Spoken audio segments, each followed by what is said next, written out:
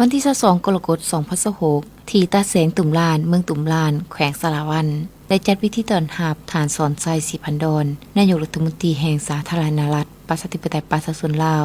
พร้อมโดยฐานรัฐมนตรีห้องรัฐมนตรีกระทรวงองค์การที่เกี่ยวข้องได้ร่วมกันไว้เยี่ยมยามและพบปะโอลมซึ่งในครั้งนี้ให้เกียรตินำพาโดยฐานดาววงศ์พรแก้วเลขาพรรคแขวง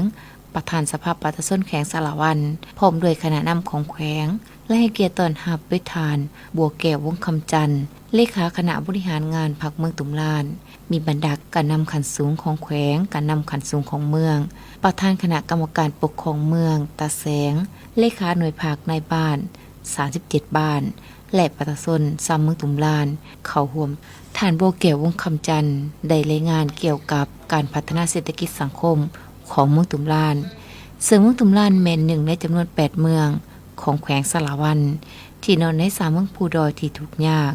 ประกอบมีสีตาแสง37บ้านมี 7,261 ครอบครัว 4,448 หลังคาเรือนมีพลเมืองทั้งหมด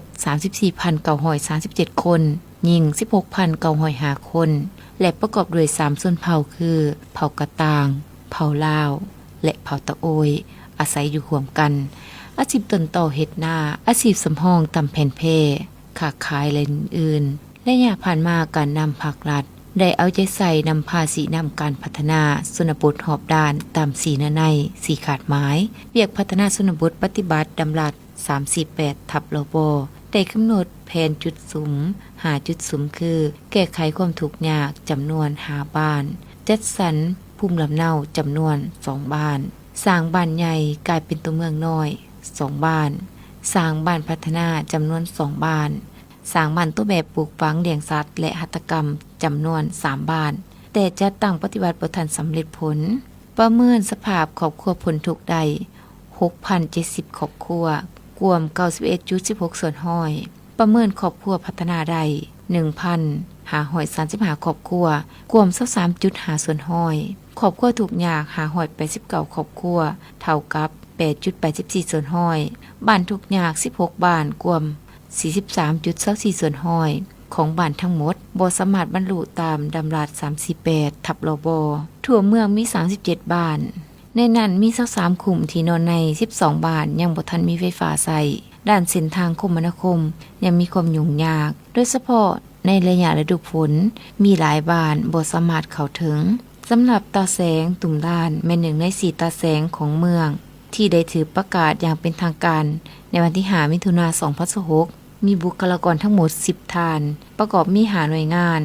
มีเงื่อนไขในการผลิตกสิกรรมหัตถกรรมเช่นการเฮ็ดนาปลูกข้าวตำเพ็ญแพะและเลี้ยงสัตว์เป็นอาชีพสำรองมี12วันขึ้นกับมีพลเมืองทั้งหมด 12,272 คนหญิง 5,550 คนมี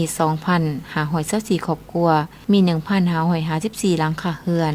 ในตอนท้ายท่านนายกรัฐมนตรีก็ได้แสดงความยอมยอสมเสยต่อคณะนำขันแขวงขันเมืองที่เฮ็ดสำเร็จหน้าที่และจากนั้นก็ได้มอบทุนสมทบประกอบส่วนในการก่อสร้างพื้นฐานโครงล่างเมืองและตาแสงตุ่มลานจำนวนหนึ่งพร้อมทั้งร่วมปลูกต้นไม้ที่เดินตาแสงตุ่มลานเพื่อเป็นสัญลักษณ์และความทรงจำที่ดีของการเยี่ยมยามในครั้งนี้